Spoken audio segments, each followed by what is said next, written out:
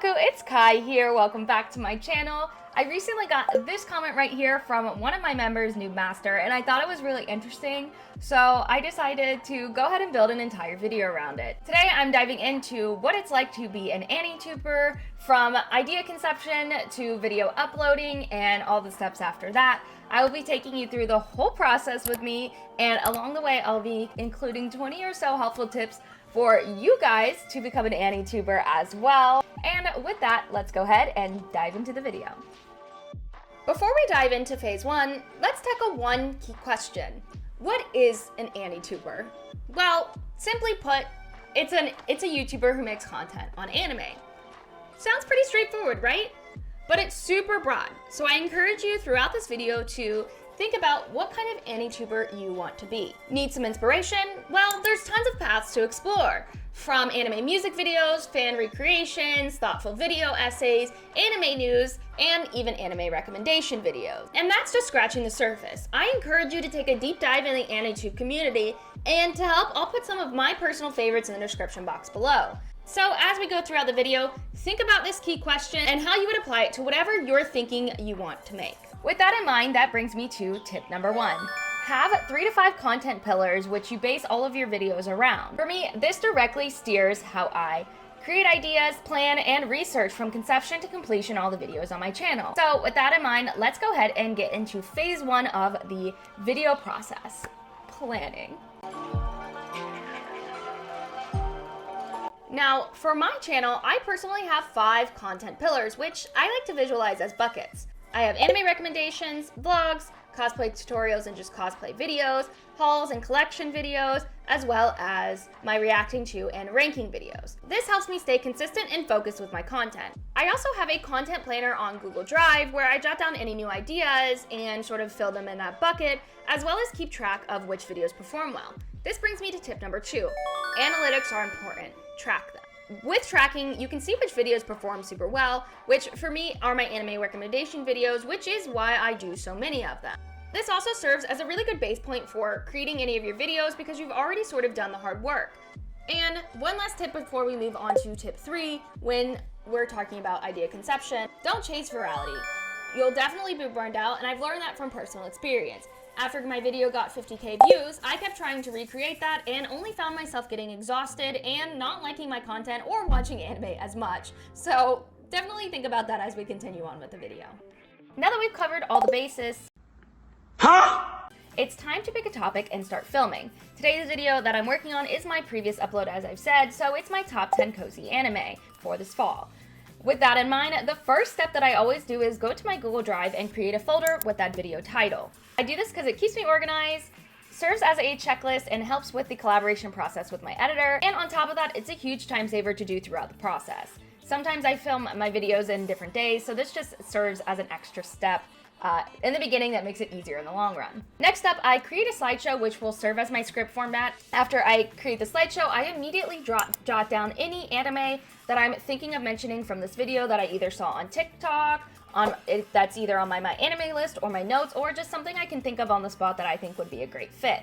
Once I've nailed down which shows I'm going to be talking about, and trust me, I always end up with far too few or far too many, but I fix that in the research phase, it's time to create a shot list. Now, my shot lists vary depending on the video, and for my anime recommendation videos, I oftentimes don't have one at all. So, to help, here's a screenshot of what my shot list looks like for the video that I'm filming right now. As you can see, I use this as a checklist to make sure I'm getting everything that I need throughout the process. And also, don't worry if you don't have anything on your shot list or if it's not complete. I often find that when I'm scripting the video, I think of new ways that I can be a little bit more engaging and new B-roll to add, so I just add those as I go. And with that, it's time to dive into phase number 2, research. Researching can look totally different depending on the video and can be something as simple as a 1-hour process like for my anticipation video, or a few-week process. Take this video that I'm filming for example. I have done all the research involved in creating an Anitube channel well before I started one and throughout the beginning of my channel, so everything is sort of in my brain and what I've learned so far, meaning I had no research to do. But take the video I'm taking you through today, well, that's a whole different story. Since I like to include anime that I haven't watched yet, I include watching anime as research. This video, there were 2 anime in particular I hadn't seen yet, but I thought could be a perfect fit for the cozy vibes that I was going for. And this is really important because I want to stress this. I never ever recommend an anime that I haven't seen. Now, let's take a look at how I approach researching, which also brings us to tip number 4. It seems simple, but if you want to be an Anituber who creates video essays, recommendation videos, or any talking head videos, keep notes while you're watching anime. Whether or not I plan to include that anime in my next video, I always like to jot down key moments, things that resonate with me, or anything that I find super interesting, whether that's in bullet point or paragraph form. And sometimes I often find that these inspire a whole new video in itself. When I first started this series, I didn't take notes. I often had to re-watch anime, which was a big headache and a loss of time. So, following tip number 4, it seems very simple, but the effects are gargantuan and make all the difference.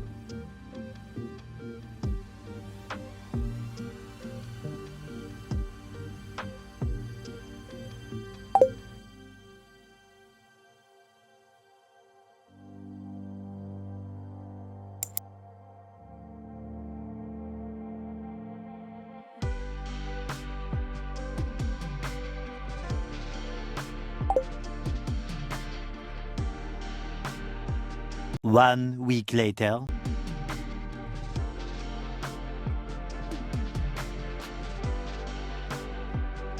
The final part of my research is pretty simple, but very important to me. I like to do a quick Google search to find any information like release year, where you can watch it, how many episodes, etc., as well as finding the plot. For me, this is super important because I never like to include any plot elements that I can't find within a quick Google search. So I don't necessarily take the plot straight from Google, but I do like to just double check myself and make sure nothing I'm giving away is a spoiler. Now that we've done the planning and the research, it's time to dive into phase 3, scripting. Like I said, I use a slideshow for my scripting because it makes it super simple for me when I'm filming. So with that in mind, I go ahead and pull up the slideshow and any research notes that I've gathered. From there, I trim any unnecessary anime that I don't plan to talk about, and I start by just jotting down a general paragraph or 2 about what I think the script could look like. This includes plot points, important notes from my notes app, and sometimes I jot in key things that I want to talk about, like an anime that it could be similar to, right in the script notes itself. And keep in mind that this process can take a really long time, but the more that you do it, the more you stick to a formula, the easier that it gets. Once I've got the base for my script, I've started using a tool that has become a complete game changer for me, ChatGPT. Now, let me give 2 disclaimers with this. Number 1, this video is not sponsored, and number 2, I only use ChatGPT to enhance what I already have. I never ever use it to create the script for me. Instead, what I do is I copy my paragraphs or my slides one by one and ask it to do the following things for me. Either number 1, make it more concise because I'm a yapper. Number 2, make it more engaging. And number 3, ask it to make it flow better. I often find that sometimes I have tons of ideas I want to explore, but can't necessarily get them in a way that makes sense. It's all about enhancing what I have and keeping all my own thoughts and ideas front and center. After ChatGPT edits for me, I then tweak it to be exactly how I want it to be, and with that, we've scripted. And it also leads us to tip number 5. If you're doing a talking head video, script, script, script. I have found that my watch time has drastically increased since scripting my videos. I actually only ever started scripting my videos because someone commented and told me that they thought that my thoughts weren't really all together and thought I could really benefit from scripting. And instead of taking that to heart and thinking that I suck at YouTube, which of course, sure, I thought that for about 5 seconds, I decided to listen to them. And well, they were right. So listen to me when I tell you this. Don't wait until someone comments that you need to script your video. Just do it. Do it! Just do it! Once my script is set, I give it a few casual reads after finishing it and just sort of catch any mistakes that I may have missed while typing it out. Then I hit pause for a bit and let it marinate. The next day. Now it's the shoot day, and I like to give the script 1 to 2 more reads, but this time I read it exactly like I am on camera. Which brings us to tip number 6. You play like you practice. If your practice sessions are flat, oftentimes that translates on camera when you go to filming. I also find that people who might feel like they're awkward in front of the camera can really benefit from this tip because it helps you practice everything without actually getting a final cut. Rehearsing it in an engaging way also, for me, helps me catch any last minute mistakes because I find that sometimes what sounds really interesting or engaging in my head doesn't necessarily translate out loud. So with that in mind, I'm gonna go ahead and do that before we start filming. What's up, my fellow otakus? It's Kai here. With fall upon us, it's the perfect time to cozy up with some heartwarming anime. Sure, Halloween has its spooky thrills, but there's something uniquely comforting about diving into a cozy anime this season. But make no mistake, this isn't a children's tale. Beneath its charming visual lies a gothic undercurrent touching on deep themes. Now that we've prepped and rehearsed, it's time to get filming.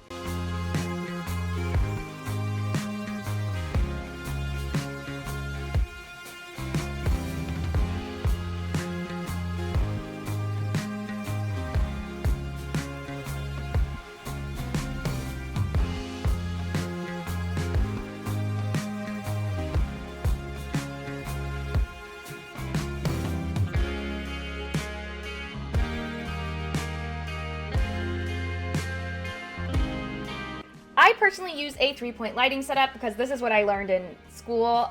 So what that means is I essentially have a light to my right, my center, and my left, which you guys can see in the B-roll. For me personally, I prefer using cool lighting for that crisp look, but I also think it's a little bit easier to manipulate the colors when it goes to editing. But if you're just starting out, work with whatever you have, whether that be natural lighting or minimal lighting, because tip number 7, in my opinion, and in most people's opinion, audio matters more than visual. I can't tell you how many times I've clicked away from a video that was beautiful simply because the audio was horrible. But that doesn't necessarily mean that you need to go all out. For me, I use my built-in audio for basically my entire channel's creation up until like maybe a month or two ago. Now I use a Yeti mic, which I think elevates a little bit more, and I will have linked in the description box, as well as all my other equipment. But by no means does this mean you have to get great audio right from the gate. Just try to focus a little bit more on that than your lighting. Moving on to tip number 8, before we get filming, is your background matters. Of course, putting yourself and framing yourself in the foreground is really important, but I often find that this is an overlooked way to get a little bit more engagement on your videos. I can't tell you how many times people have commented asking for the artists of these posters, saying they like them, or saying they have the same plushie as I do, or anything like that. It does help, and it's definitely overlooked, so don't forget to think about your background as well. And with all of that in mind, let's go ahead and get filming. What's up, my fellow otaku? It's Kai here, and welcome back to my channel. With fall upon us, it's the perfect time to cozy up to some heartwarming anime. And sure, Halloween has its spooky thrills, but there's something So I've just wrapped up filming, and now it's time for phase 5, the post-filming segment. First thing that I like to do is get the files uploading on my laptop for my editor. And when I'm putting them in my Google Drive for longer videos like vlogs, or for videos like this, I try to split my clips up in a way that makes the most sense. For example, if it's an anime convention vlog, I split my footage up day by day, or for a video like this, I split all the videos in segments. And the reason that I do this is I find that it makes it so much easier for editing and just making sure I've gotten all the clips that I need. Because being organized as a content creator is a game changer, and it also happens to be tip number 9. While the footage is uploading, I then make any graphics like the anime recommendation screens you see that play in between, and my thumbnail. And I honestly could do a whole video on thumbnail, but for now, in order to not overload you while I'm making my thumbnail, I'll give you a few tips that I think are the best ones to look out for when you're first starting. I'm gonna go ahead and pull up my thumbnail options, which I take immediately after recording, otherwise I'm gonna completely forget to do it. And from there, I typically pick the best 1 to 2 photos, even though I've probably taken about 10. For me personally, I find that the thumbnails with my face on them tend to do the best, and of course, I know some of that boils down to pretty privilege, but I do want to emphasize, by no means do you have to have your face in the thumbnail or even in the video in order for your videos to be successful. Number 10, however, will increase the success of your thumbnails, and that's when making your thumbnail, think of it as a second opportunity for clicks, your first being your title. What this essentially boils down to is 2 things. Number 1, the quality of your thumbnail is pretty much a rough estimate of what the quality of your video will look like. Number 2, don't just copy and paste your title onto your thumbnail. For example, I like to put call to actions like "why aren't you watching these anime?" or a 2-word summary, or even what an alternate title could look like. For example, if my video is my most anticipated fall anime for 2024, that would be my title, and for my thumbnail, I would put maybe fall 2024 anime to watch. Tip 11. If you can't decide between two thumbnail options, run a thumbnail test in the back end of YouTube. I also find that when you're first starting out YouTube, if you're not sure what will work for your channel, this could be a good indicator of what will. Tip number 12. Have a brand kit.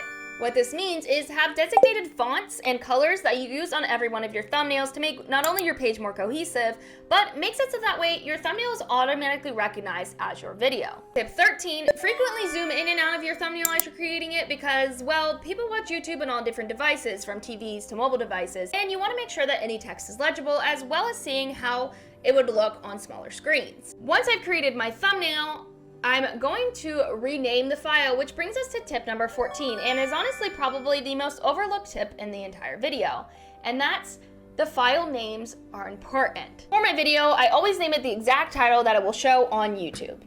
For my thumbnail, however, I always name it an alternative title. For example, my title for this video is Top 10 Cozy Anime to Watch This Fall Season, and my thumbnail title may just be something like the perfect cozy anime to watch this cozy season. This is because YouTube is a search engine just like Google. And by doing this, it gives YouTube a second opportunity to be searchable. It also makes it a little bit more searchable on Google, and you'll find that your video will show up in the videos tab of the Google homepage when doing this. Before I send the video off to my editor, or even if I'm editing a video myself, I like to create a Google Doc titled Edit Notes. While everything's still fresh in my mind, I like to jot down anything such as B-roll I wanted to use, mistakes I made that need to be corrected, any memes I think will fit, or overlays, etc., etc. I find that this not only makes it easier for myself, but also for the editor. After that, it's a back and forth process with my editor where he gives me the video, I give him notes, and we typically end up having 2 to 4 versions. Now, whether you're editing the video yourself or not, I want to encourage you, with every edit that you do, upload that video to YouTube and check for copyright issues so you can fix them before you get to your final edit. Or you may end up like me and have a video completely go viral, you get tons of subscribers, tons of views, and you can't even monetize it because while it was safe to be on your channel, it's not monetizable. So don't be like me, okay? Oh my god! Oh my god!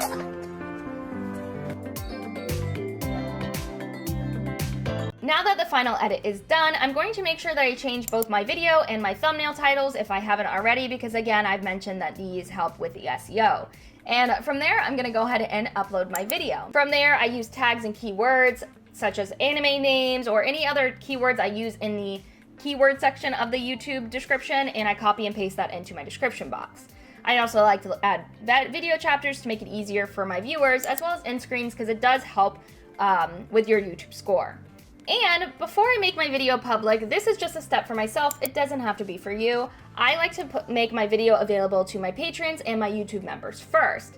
And if you aren't already a YouTube member or a patron member, I highly recommend considering joining because you get exclusive content, giveaways, and more one-on-one conversations with me that I'm not able to give on my other platforms.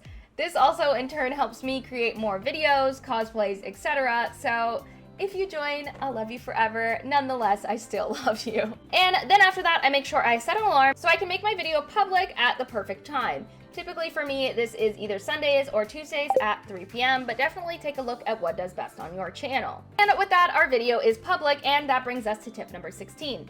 Don't skimp on replying to the comments. Once your video is up, your job is definitely not done. I urge you to reply to each and every comment, whether it seems simple or not. Unless it's super mean, bullying, etc., then obviously ignore those and delete them. Especially when you aren't getting a lot of comments anyways, there's really no reason not to, and this is crucial in your engagement. This is why I also have videos that are 500 plus comments, and it brings us to the next tip. Tip 17, encourage comment replies. When I respond to comments, I like to make it very engaging, whether that be asking questions, asking them to further elaborate, or giving my opinion in a way that keeps them coming back for more. Having those conversations really boosts engagement and is something I feel like is definitely overlooked, so don't forget it. But wait, the work isn't done just because your video is uploaded. I like to post on my Instagram story, as well as take any key visuals and turn that into a short form content video, which brings me to tip number 18, reuse your content. This serves as not only a way to get people to watch the longer form content video, but It's also important to note that YouTube isn't just about YouTube. Sure, you could solely focus on YouTube, but you'll want to garner people from different platforms all to come join you on your YouTube page. And it doesn't have to look the exact same each time that you do it. For example, for my cozy anime, here's what my TikTok for that looked like.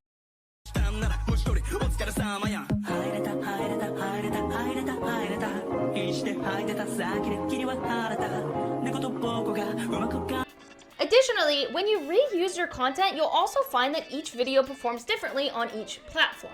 Here's an example with 2 different videos and how they performed on my Instagram, TikTok, and on YouTube. And there you have it. Your first video as an Anituber has been completed. From idea conception to posting about it, it's done. But it's not exactly over. Make sure after about a week or so, you fill in your analytics, see what worked, what didn't, and that will help steer you towards what your next video will be about. And with that, we've reached our final tip. Tip number 19, just post. That's right, just hit that post button and let it go. They say it takes about 50 videos to get noticed or to go viral on YouTube, and I think that's pretty true. So what that means is post a video, make mistakes, have it not be the best quality. It's all a learning process. Enjoy the journey along the way and don't take yourself too seriously. Because after all, the best time to start was yesterday, and the second best time to start is now.